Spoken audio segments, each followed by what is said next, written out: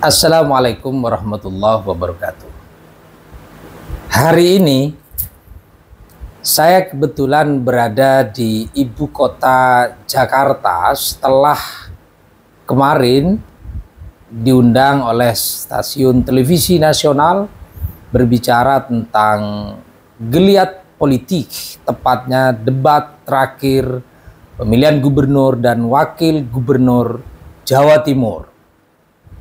Saya Abdul Aziz, juru bicara tim pemenangan Tri Risma hari ini yang akrab disapa dengan Ibu Risma dan Zahrul Azhar Asumta atau lazim dipanggil dengan Gus Han.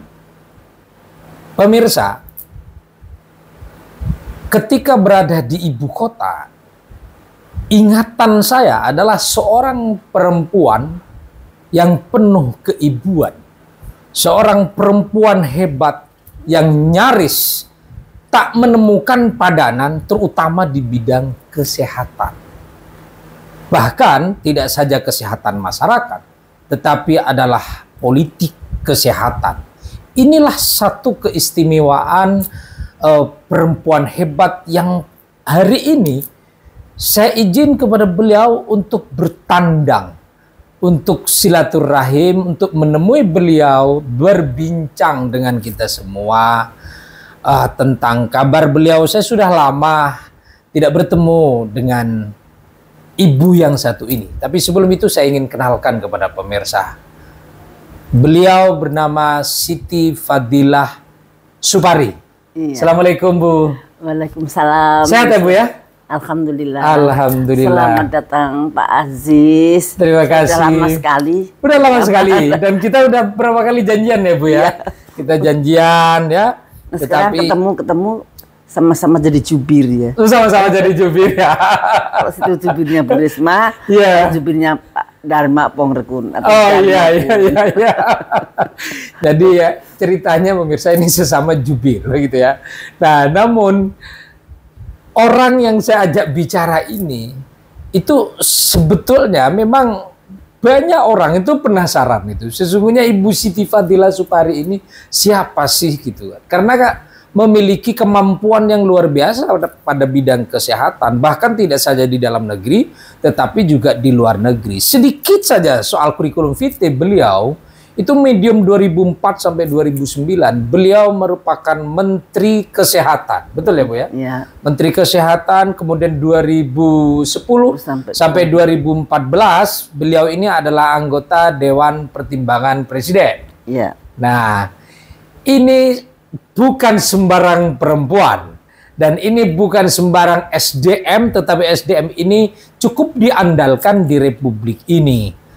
Memang kalau pohon itu mulai tinggi, terpaan anginnya itu makin kencang, gitu ya Bu ya. Nah, tetapi alhamdulillah seorang Siti Fadilah Supari mampu melewati apapun badai yang coba menerjangnya. Dan sejarah membuktikan bahwa keteguhan prinsip, kebersihan hati, kemudian tidak pernah kemudian terlibat di dalam hal-hal yang berbau tidak benar misalnya, atau hal-hal yang berbau syakwa sangka yang mengarah kepada yang negatif itu tidak pernah menghampiri atau beliau tidak pernah didekati. Karena semua orang tahu bahwa Ibu Siti Fadilah Supari adalah orang yang memiliki integritas.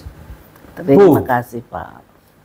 Saya itu jujur berada di dekat panjenengan ini merinding sebenarnya. Waduh. Gitu ya. Nah, mengapa? Karena saya itu sudah lama berpikir ingin bertemu dengan seorang Siti Fadilah Supari yang di Republik ini begitu memegang teguh prinsip-prinsip dan keberpihakan kepada masyarakat itu luar biasa, dan itu sulit dicari padanannya, Bu. Saya tidak tahu apakah Ibu merasakan itu. Misalnya saya kok sendirian ya, kenapa kok tidak ada ini yang lain begitu. Itu iya, pernah enggak itu kerasa itu, Bu, itu? Sering. Oh, sering ya? Susah sekali mencari teman yang bisa mengerti. Tapi sekarang saya sudah punya wadah yang namanya Gesuri. Gerakan Sehat untuk Rakyat Indonesia. Gerakan Sehat untuk rakyat Indonesia. Gesuri ya. Itu yang kemudian menjadi wadah, dan Ibu ini bergumul di situ, menghidupkan di situ, dan mengajak semua orang untuk terus menguatkan energi positif menjaga kesehatan masyarakat. Begitu ya Bu ya? Nah, memberitahu masyarakat atau mengedukasi masyarakat yang masyarakat nggak tahu. Kadang-kadang masyarakat itu tidak tahu kalau mereka dalam keadaan bahaya dalam bidang kesehatan. Nah, kita wajib memberitahu dengan sebaik-baiknya, dan tentu saja dengan risiko yang sekecil-kecilnya. Nah, mudah-mudahan maksud baik kami itu bisa dimengerti oleh masyarakat banyak. Ya. Amin. Ya. Kalau niat baik biasanya dapat sambutan baik, Bu. Jadi kalau berasal dari niat tidak baik itu biasanya juga akan tersambut tidak baik. Karena itu hukum alam. Kira-kira kan seperti itu. Jadi kata orang Malang itu, sopo nandur bakali manen. Siapa menanam bakali ngetam. Kira-kira kan begitu. Kalau nandur kemuliaan, nah ini orang Malang itu kan ngobrolnya begitu Bu Sidi. Nandur kemuliaan sudah pasti akan berbuah kemuliaan. Dan itu positif untuk Republik ini. Kesehatan apalagi gitu kan. Bu, saya ingin ngobrol soal hari-hari di mana Gesuri terus kemudian menularkan energi positif untuk menjaga kesehatan. Bahkan Ibu adalah orang yang mengerti tentang politik kesehatan tidak saja di dalam tetapi juga luar negeri. Itu ngomong-ngomong Ibu belajar di mana itu Bu? Loh ya nggak belajar, kan saya dulu pernah jadi Menteri Kesehatan dan mempunyai hubungan terus dengan teman-teman dari luar yang selalu memberikan kabar tentang kemajuan-kemajuan terutama WHO ya. Dan dulu kan saya pernah tidak percaya dengan WHO dan saya melawan WHO pada waktu itu. Pernah tidak percaya ya? Dan melawan waktu itu. Dan kemudian terselesaikan dengan baik. Dan kemudian sekarang WHO setelah COVID ini masyarakat di luar sana sudah mulai menyoroti dengan tajam tentang WHO ini. Karena WHO akan membuat suatu aturan-aturan bila nanti terjadi pandemik, maka kita itu tidak mempunyai kedaulatan untuk melindungi rakyat kita sendiri. Semuanya harus nurut dengan mereka. Dan apa akibatnya kalau nurut dengan mereka? Ya tentu saja kita didikte. Artinya kita tidak punya kedaulatan. Tidak berdaulat. Ya, tidak berdaulat. Yang paling gampang dilihat, mereka akan mendikte misalkan, you harus pakai obat ini. Dan kalau kita nggak punya uang harus hutang lagi. Ya. Dan kita akan semakin terjerumus dalam hutang, semakin tergantung dengan mereka. Nah, itu salah satu perjuangan saya yang saya lakukan digeluti ya sampai untuk sekarang memberikan ini ya. Edukasi. Dan saya suarakan pada pemerintah, mudah-mudahan pemerintah itu alert atau concern terhadap hal ini. Ini bukan hal yang sepele. Namanya pandemic agreement atau pandemic treaty. Tadinya pandemic treaty, sekarang disebut pandemic agreement. Dan amandemen IHR, di mana pasal-pasal di dalamnya itu kalau diturutin maka kedaulatan kita akan terenggut. Walaupun bungkusnya itu cantik banget, seolah-olah pandemic agreement itu adalah suatu kegiatan yang sangat baik untuk menghadapi pandemik nanti. Lah, inilah yang kadang-kadang para elit itu hanya melihat bungkusnya, tidak melihat pasal-pasal yang ada di dalamnya. Nah, itu pada kesempatan ini karena saya ngomong dengan seorang lawyer yang hebat, ini pasal-pasal itu bisa mengikat kita. Dan luar biasanya mereka sudah bisa mendikte kita jauh sebelum itu, yaitu dengan undang-undang Omnibus Law Kesehatan. Omnibus Law Kesehatan, di situ ada pasal-pasal yang sangat mengikat sesuai dengan apa kemauan mereka. Misalkan kalau ada pandemik, maka tak seorang pun boleh melawan, tidak boleh menghalang-halangi. Artinya menghalang-halangi itu tidak mau disuntik, misalkan tidak mau disuntik vaksin. Kalau dulu masih ada yang les banyak, tapi kalau nanti kalau tidak mau disuntik vaksin maka akan dipidana atau didenda 500 juta. Ya, betul. Itu ada di Undang-Undang Nomor 17 Tahun 2023 Pasal 446. Anda bisa melihat di situ. Nah, inilah yang mesti kita suarakan. Saya yakin Pak Prabowo itu presiden yang berpihak pada rakyat. Presiden yang sangat tegas. Dia tidak mau rakyatnya dikorbankan atau dirugikan. Saya kira mudah-mudahan, ini harapan saya pada Pak Prabowo, bahwa Pak Prabowo akan memperhatikan hal ini demi keselamatan bangsa dan negara ini. Dan alhamdulillah sekarang hal ini didukung oleh pemerintahan baru Amerika di sana, karena yang terpilih adalah Presiden Trump dan Menteri Kesehatannya adalah Robert F. Kennedy, di mana dua-duanya itu paham banget tentang pandemic agreement dan pandemic treaty, paham banget tentang vaksin. Jadi mudah-mudahan dunia ini akan menjadi lebih baik kalau Amerika bisa bukan memimpin ya, memberikan contoh pada negara-negara yang lain bahwa orang tidak perlu diharuskan vaksin. Pemirsa, saya ini tidak sadar ini kalau kita ini lagi ngobrol dengan beliau, tetapi memang apa yang beliau sampaikan itu sesuatu yang jarang kita dengar gitu kan, jarang kita dengar. Artinya apa? Ibu Siti Fadila Supari ini punya insting bahkan tidak saja urusan kesehatan, tetapi politik kesehatan. Jadi politik kesehatan. Bahkan beliau ini saat ini disebut-sebut urusan pasal itu ya, yang menjadi domain saya sebenarnya ya, domainnya lawyer. Jadi kan saya juga sungkan juga ini kan. Nah, satu poin Bu Siti Fadilah, bahwa ketika bicara kesehatan masyarakat, orang itu kan berpikirnya itu tentang satu menteri kesehatan.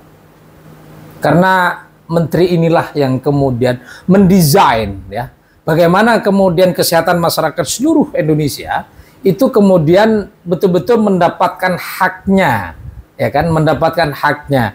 Kalau misalnya saya boleh tanya, sepanjang Ibu amati ini, itu sudah atau belum ini, bahwa kesehatan kita ini betul-betul diperhatikan, atau justru itu belum, atau justru ada hal lain itu yang kemudian perlu diberikan masukan-masukan secara kritis gitu. Saya pakai diksi itu nih sekarang nih. Ini seorang pengacara ini mesti memang pertanyaannya susah untuk dijawab, tapi saya berusaha menjawab. Ini menurut saya.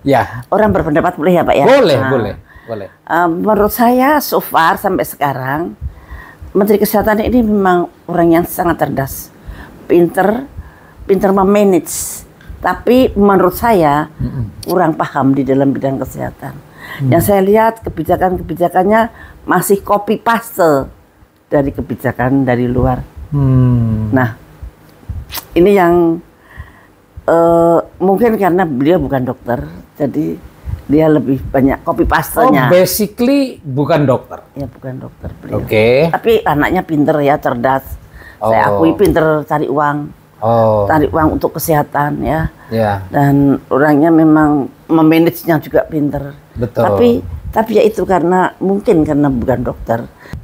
Wacana di dalam kesehatannya ya masih ada kurang di sana sini, dan dia sering copy paste dari luar.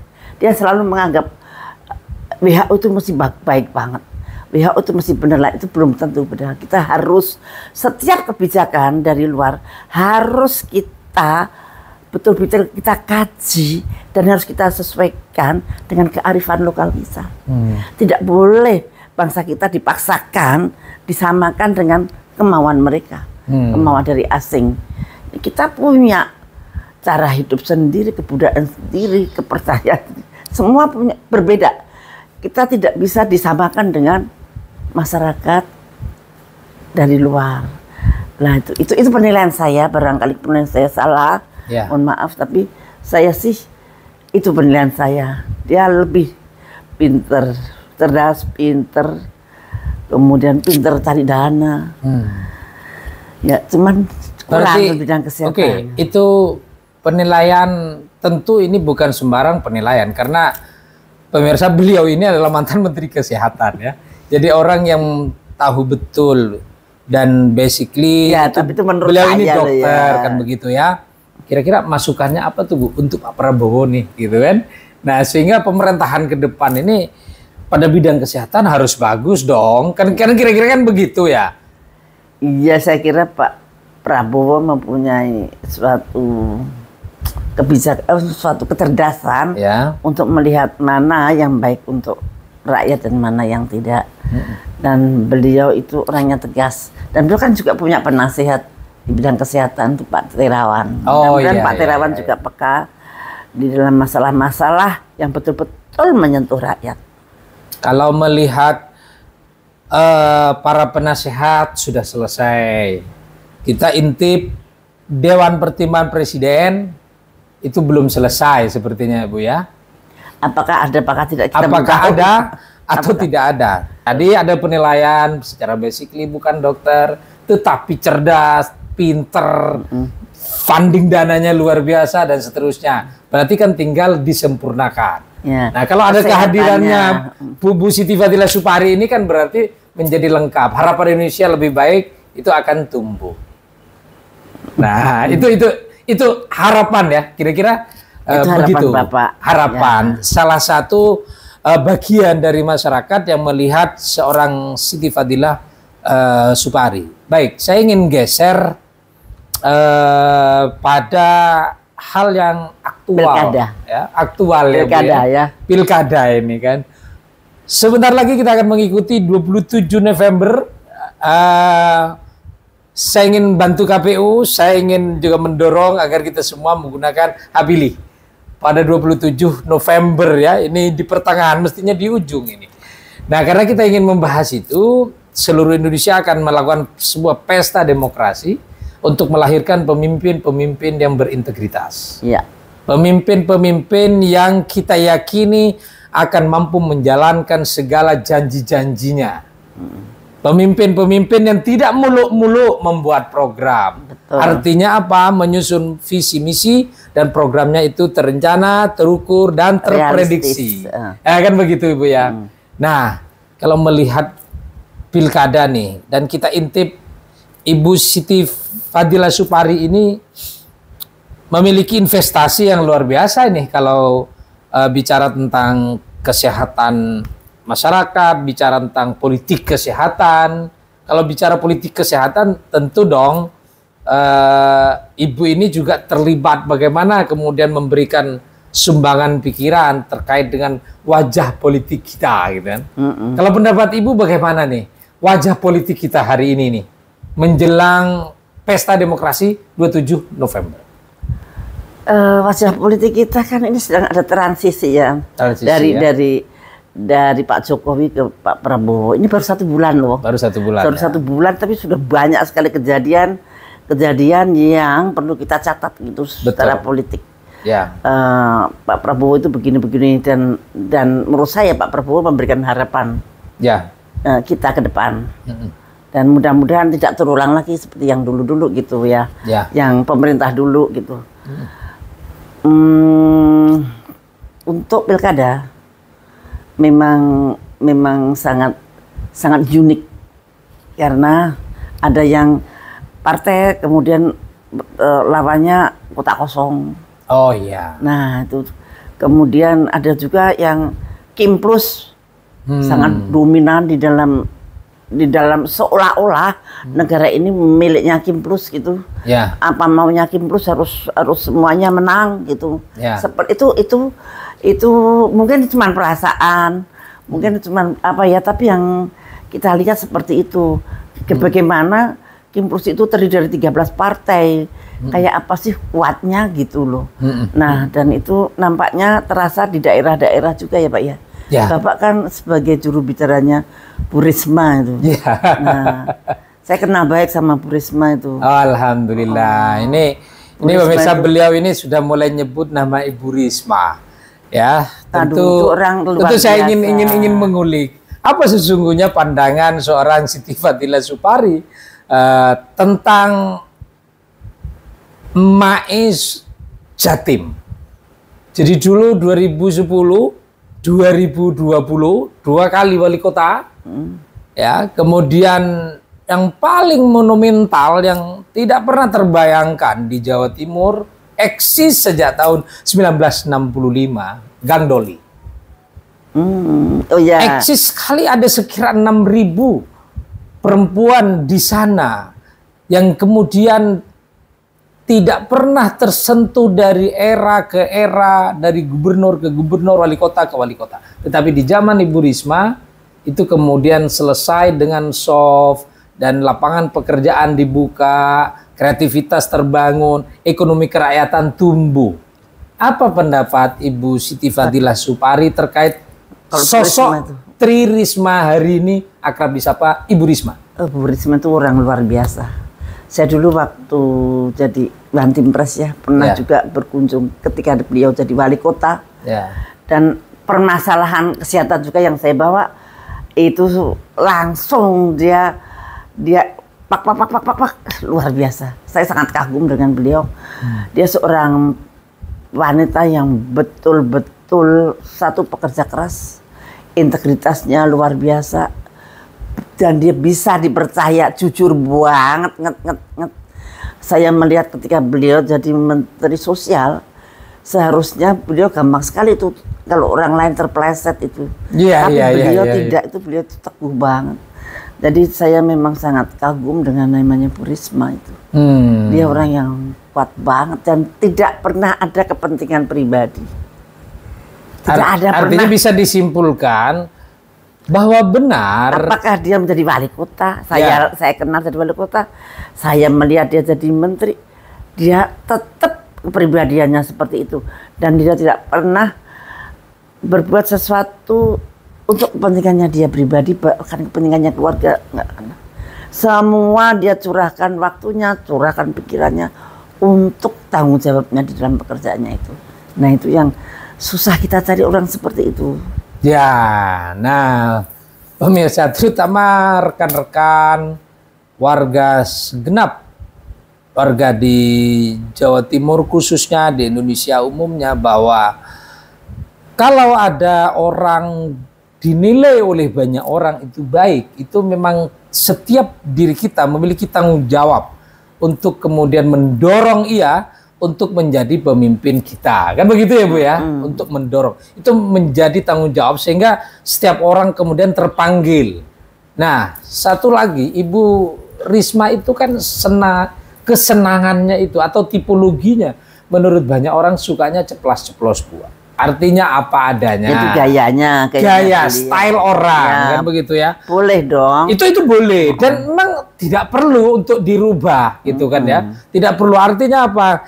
Kalau Ibu Risma sebagai calon gubernur, wakilnya itu Zarul Azhar Asumta atau Gusan sebagai calon wakil gubernur, itu guyonan kami, biarlah Bu Risma marah-marah pada sesuatu yang memang memenuhi kelayakan untuk dimarahi nantinya, kan begitu ya. Nah, artinya itu bukan masyarakat kecil yang dimarahi, tetapi orang yang memikul tanggung jawab tapi potensi tidak melakukan atau potensial tidak melakukan tanggung jawabnya, kan begitu. Sedangkan Gusan adalah ramah-ramah gitu kan, sesuai dengan stylenya, kira-kira kan begitu ya Bu ya. Nah, pada medium 2010 sampai 2020, Bu Risma ini sampai dinobatkan sebagai salah satu 50 pemimpin terbaik dunia. Majalah Forbes itu kemudian menerbitkan itu. Sebelum itu juga dinobatkan sebagai wali kota terbaik ketiga di dunia. Nah, jauh juga sebelum itu, karena beliau tidak jauh berbeda dengan Ibu Siti Fadilah Supari, seorang perempuan yang keibuannya tidak diragukan. Seorang perempuan yang hatinya tersayat bila melihat masyarakatnya itu masih bergulat dalam kemiskinan. Ya, beliau tidak bisa hal itu kemudian dibiarkan.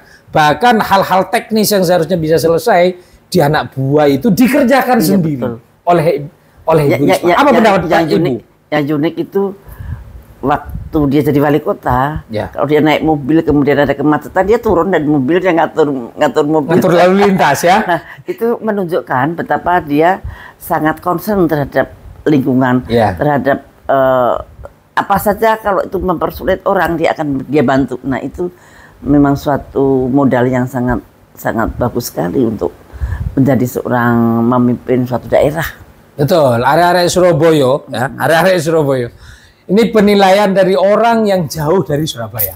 Ya, jauh dari Surabaya. Artinya, beliau itu melihat sosok Ibu Risma sejak menjadi wali kota ya, di Surabaya yang awalnya itu tidak bersih, kemudian menjadi bersih, awalnya tidak indah menjadi indah, dan seterusnya. Surabaya itu beliau memberikan penilaian yang terbaik terhadap beliau tanpa kepentingan apapun.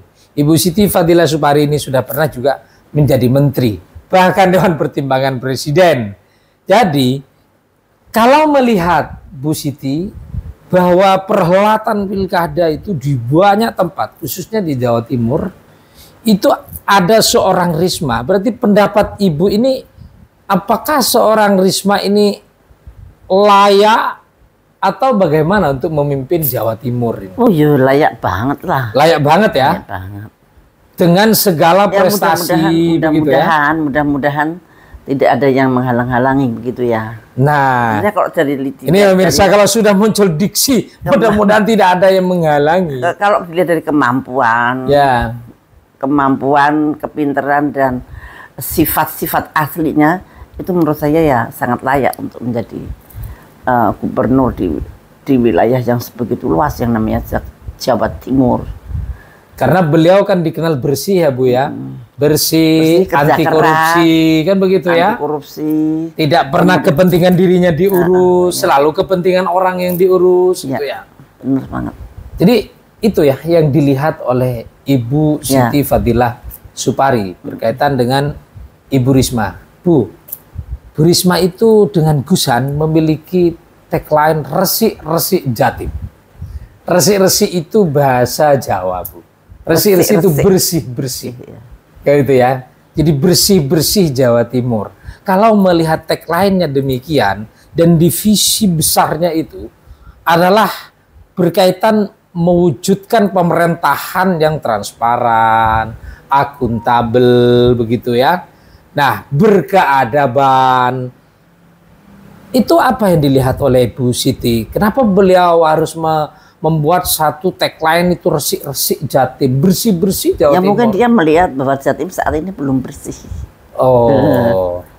Mungkin loh ya, ini kemungkinan. Jadi kalau sudah bersih ngapain diresik-resik lagi? Nah, berarti dia melihat Jawa Timur sekarang belum bersih. Belum bersih. Dan memang kalau kita melihat hiruk pikuk bahkan jauh sebelum pilkada, Jawa Timur diterpa badai. Eksekutif, legislatif, badainya menerjang.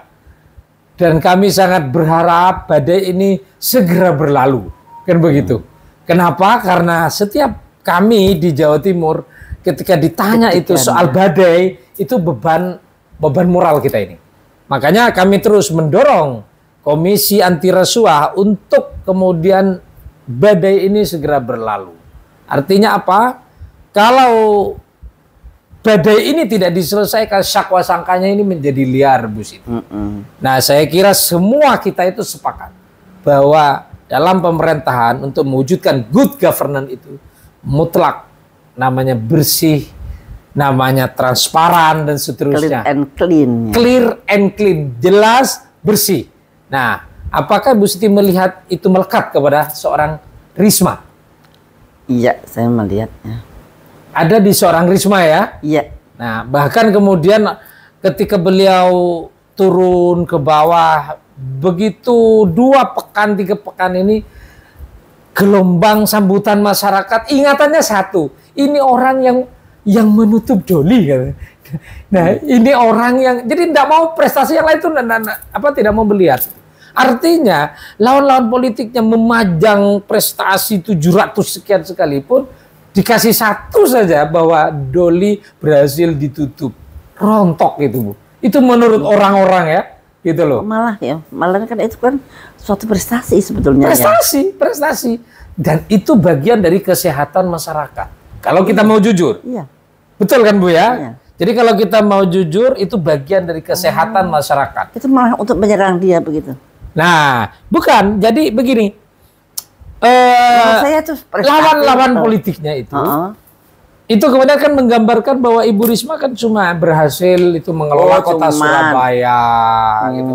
Nah, tidak dilihat bahwa ada gang doli terbesar di Asia yang kemudian mampu ditutup. Nah, ini kan mulai disayup-sayupkan nih, tidak dibuka betul sebagai sebuah prestasi yang layak untuk diakui kan begitu.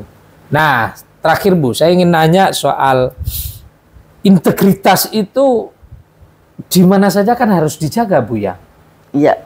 Artinya tidak terikat oleh ruang, waktu, situasi, tapi kondisi begitu ya. Kadang-kadang di dalam pilkada seharusnya rakyat itu kepengennya yang itu.